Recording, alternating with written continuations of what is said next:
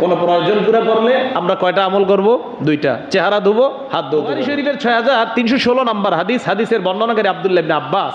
আমি মাইমুনা রাদিয়াল্লাহু তাআলা আনহার বাড়িতে গেলাম, রাতের বেলা ওনার বাড়িতে থাকতে গেলাম নবীর রাতের আমল দেখার জন্য। তো উনি নবীজিকে দেখলেন, নবী উঠলেন, উঠার পর আতা হাজাতাহু, নবী প্রয়োজন পুরা করলেন।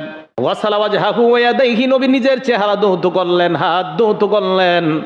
সুম্মা নাবা, আবার ঘুমায়া গেলেন। কিছু করে নাই, উঠছে, প্রয়োজন সারছে, চেহারা ধৌত করছে, হাত ধৌত করছে, শুয়ে গেছে। এই জায়গা থেকে কি শিখলাম বলেন তো? হঠাৎ আমাদের ঘুম ভাঙলে, কোনো প্রয়োজন পুরা করলে আমরা কয়টা আমল করব? দুইটা। চেহারা ধুবো, হাত ধৌত করব। নবীজি উঠছেন, উঠার পরে প্রয়োজন পুরা করছেন, করার পর এরপরে মুখ ধুইছেন, হাত ধৌত করছেন। হাত ধৌত করার পর আবার ঘুমায় গেছে। আব্দুল্লাহ ইবনে আব্বাস বলেন, আমি অপেক্ষা করলাম। সুম্মা কামা, আবার জাগ্রত হলেন। সুম্মা তালখির বাতা, পানির পাত্রের কাছে গেলেন। ওয়া আতলাকা শিনাকাহা, পাত্রের মুখটা আল্লাহ নবী খুললেন। সুম্মা তাওয়াদ্দা ওযুআন বাইনা ওযুআইন, আল্লাহর নবী মধ্যম ধরনের একটা ওযু করলেন। মধ্যম ধরনের ওযু এর মানে বুঝাইলাম মিউক্সির বেশি পানি খরচ করে নাই। ওয়াকাদ আবলাগা, কিন্তু আমি ইবনে আব্বাস তাকায়া দেখলাম এই সামান্য পানি দিয়েও আল্লাহর নবী সুন্দরভাবে পরিপূর্ণভাবে ওযু শেষ করলেন। সামান্য পানি দিয়া পরিপূর্ণ ওযু করলেন। ওযু করার পর সালাতে দাঁড়াইলেন। ইবনে আব্বাস বলেন, ফাকুমতু, আমিও দাঁড়াইলাম।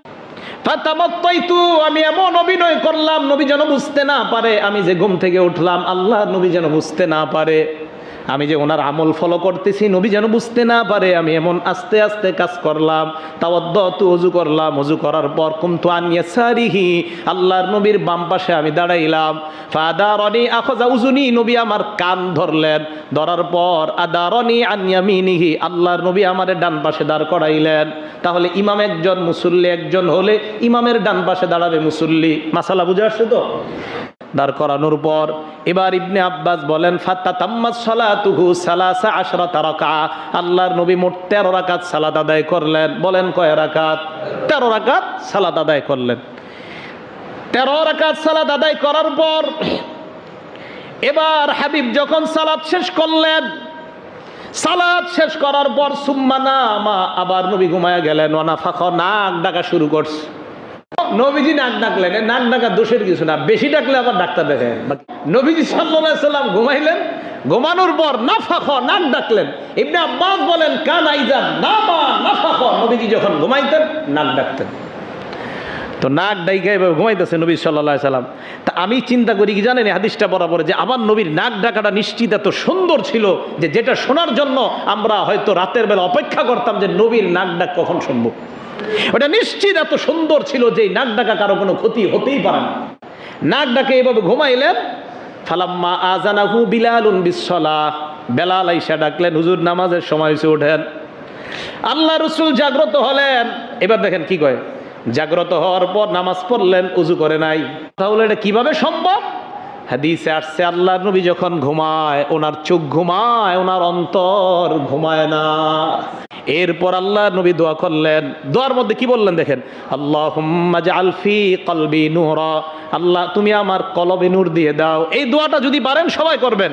ওয়া ফি আবসারি নূরা, আমার চোখে নূর দিয়ে দাও। ওয়া ফি সামঈ নূরা, আমার কানে তুমি নূর দিয়ে দাও। এক নম্বরে বললেন আমার অন্তরে তুমি নূর দিয়ে দাও। মুসলমান, অন্তরে যদি একবার আল্লাহর নূর পয়দা হয়ে যায়, ওই অন্তরের মধ্যে আর গুনাহ করতে মনে চাবে না। ওয়া ফি বাসারি নূর, আমার চোখে তুমি নূর দিয়ে দাও। একবার যদি আল্লাহ আপনার চোখকে নূরওয়ালা চোখ বানায় দেয়, এই চোখ আর কখনো গুনাহের দিকে তাকাবে না। ওয়া ফি সামঈ নূর, আমার কানের মধ্যে তুমি নূর দিয়ে দাও। নূরওয়ালা কান যদি হয়ে যায়, এই কান গুনাহের কথা কখনো শুনবে না। এরপর নবী বললেন, ওয়া আন ইয়ামিনি নূর, আমার ডানে তুমি নূর দিয়ে দাও। ওয়া ইয়াসারি নূর, আমার বামে তুমি নূর দিয়ে দাও। ওয়া ফাওকি নূর, আমার উপরে তুমি নূর দিয়ে দাও। ওয়া তাহতি নূর, আমার নিচে তুমি নূর দিয়ে দাও। এরপরে বললেন, ওয়া আমামি নূর, আমার সামনে তুমি নূর দিয়ে দাও। ওয়া খলফি নূর, আমার পিছনে তুমি নূর দিয়ে দাও। ওয়া জাআললি নূর, আমার জন্য তুমি নূর বানায়া দাও। সামনে নূর, পিছনে নূর, উপরে নূর, নিচে নূর, কানে নূর, চোখে নূর, কলবে নূর। এই লোক গুনাহ করবে না। নবীজি এই দোয়া করলেন আল্লাহর কাছে। এরপরে দেখেন কি দোয়া করছে, ওয়া আসবি নূর, আল্লাহ তুমি আমার রগে রগে রগে রগে শিরায় উপশিরায় তুমি নূর দিয়ে দাও, সুবহানাল্লাহ। ওয়াফি দামি নূর, আমার রক্তে তুমি নূর দিয়ে দাও। ওয়ালাহমি নূর, আমার গোশতে তুমি নূর দিয়ে দাও। রক্তে কেন নবী নূর চাইলেন? আল্লাহ রাসূল হাদিসের মধ্যে বলেন, ইবলিস তোমাদের রক্তের শিরা উপশিরায় চলে। একবার যদি আপনার রক্ত আর শিরার মধ্যে আল্লাহ নূর পয়দা করে দেয়, ওই নূরওয়ালা রক্ত আর শিরার মধ্যে ইবলিস প্রবেশ করতে পারবে না। এই জন্য নবী বললেন, ওয়াসবি নূর, আমার শিরায় তুমি নূর দিয়ে দাও। ওয়াদামি নূর, আমার রক্তে তুমি নূর দিয়ে দাও। ওয়ালাহমি নূর, আমার গোশতকে তুমি নূর দিয়ে দাও। এরপর নবীজি বললেন, আল্লাহ আমার রক্তে নূর দাও, আমার গোশতে নূর দাও, আমার রগের শিরা উপশিরায় নূর দাও। এরপরে বলে ওয়াশারি নূর, আমার প্রত্যেকটা শরীরের প্রত্যেকটা পশমের গোড়ায় গোড়ায় তুমি নূর দাও। নবীজি বললেন, চিন্তা করেন, এই দোয়া করবেন, এটা আশ্চর্য একটা দোয়া। উলামায়ে কেরাম, বড় বড় আলেমরা এই দোয়া কখনো মিস করে না।